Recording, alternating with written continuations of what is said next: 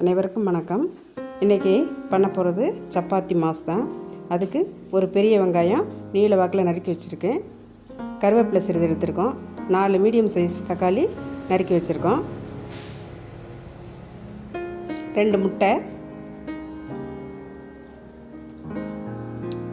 Chicken gravy தூள், இது கடையில் வாங்கினது தான், ஒரு பாக்கெட், 5 சப்பாத்திக்கு உள்ள அளவு. இதெல்லாம் கொஞ்சம் தேங்காயும் 5 பூண்டு பல், ஒரு தேங்காய் பத்தையும் 5 பூண்டு பல்லும் கொஞ்சம் குறப்பாக அரைச்சி வச்சுருக்கோம்.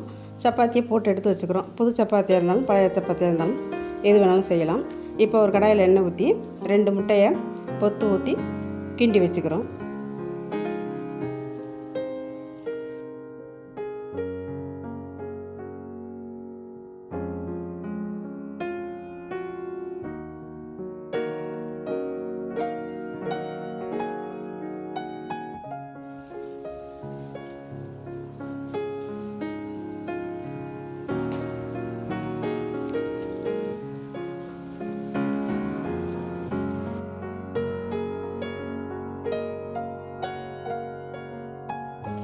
ஒரு கடாயில் எண்ணெய் ஊற்றி இப்போ தாளிக்கிறதுக்கு பட்டை, அன்னாசிப்பூ, கடல் பாசி எல்லாம் போட்டு பொரிக்க விடுறோம்.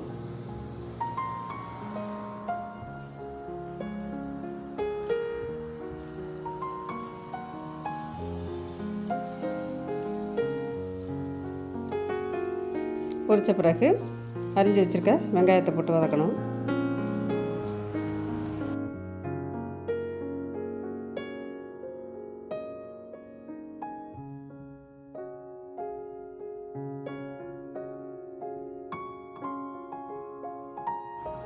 அடுத்து கருவேப்பிலை போட்டு வதக்கணும்.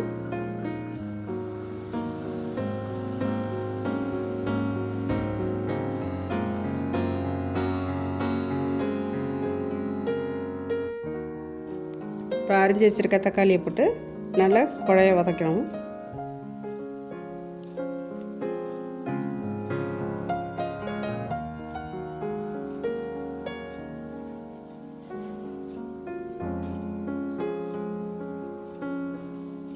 இப்போ சிறிதளவு உப்பு போட்டுக்கிறோம்.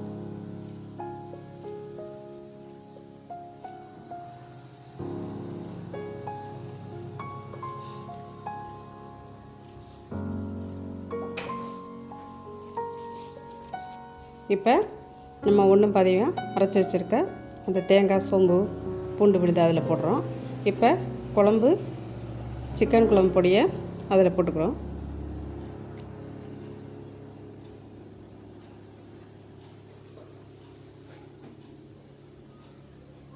இப்போ கிண்டி வச்சுருக்க முட்டையும் அதோடு சேர்த்துக்கிறோம். சேர்த்து நல்லா கிளறிட்டு கொஞ்சம் தண்ணி ஊற்றி மூடி போட்டு கொஞ்சம் நேரம் இந்த மசாலாலாம் வேக வைக்கிறோம். பிறகு இந்த சப்பாத்தியை இந்த மாதிரி சிறு சிறு பீஸாக நறுக்கி வச்சுட்டு அது மசாலா நல்லா வெந்தோடனே அது மேலே இந்த சப்பாத்தி துண்டுகளை போட்டு நல்லா ஒன்று சேர்ந்த மாதிரி பரட்டி எடுத்து வச்சுக்கிறோம். இதுக்கு வேறு தொட்டுக்க எதுவும் செய்ய வேண்டியதில்லை. இதை அப்படியே சாப்பிட்டுக்கலாம்.